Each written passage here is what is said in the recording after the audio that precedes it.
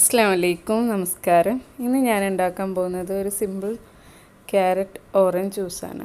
അപ്പോൾ അതിന് ഞാനൊരു വലിയ ക്യാരറ്റ് എടുത്തിട്ടുണ്ട്, പിന്നെ 2 വലിയ ഓറഞ്ച് എടുത്തിട്ടുണ്ട്, പിന്നെ നമ്മുടെ പഞ്ചസാര എടുത്തിട്ടുണ്ട്.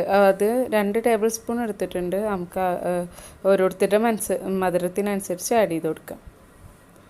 അപ്പോൾ ഞാൻ ആദ്യം തന്നെ മിക്സിയുടെ ജാറിലേക്ക് ക്യാരറ്റ് കട്ട് ചെയ്തിട്ട് ഇട്ട് കൊടുത്തിട്ടുണ്ട്. ഇനി അതിലേക്ക് കുറച്ച് വെള്ളം കൂടെ ചേർത്ത് ആദ്യം നമുക്ക് ക്യാരറ്റ് ഒന്ന് അടിച്ചെടുക്കാം.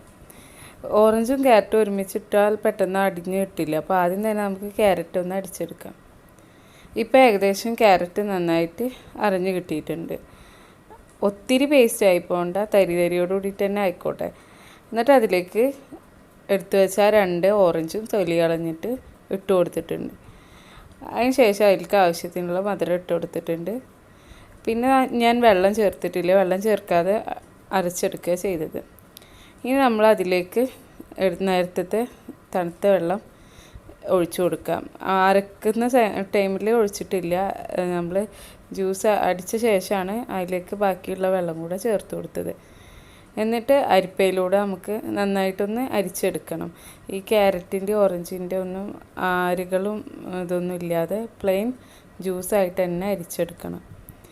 അങ്ങനെ ക്യാരറ്റിൻ്റെ മറ്റ് മിക്സൊക്കെ വന്നാൽ ജ്യൂസിനൊരു ടേസ്റ്റ് കിട്ടില്ല.